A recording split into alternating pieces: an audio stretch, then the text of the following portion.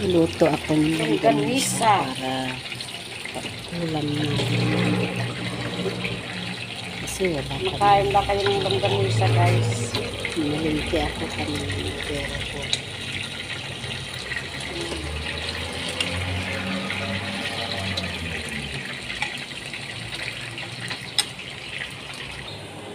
Ayan, makaunta guys ng lunch. Ayan.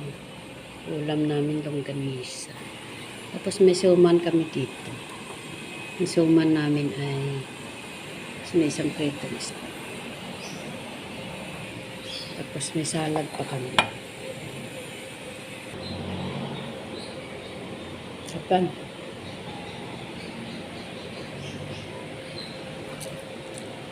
Tapos may malamig tubig.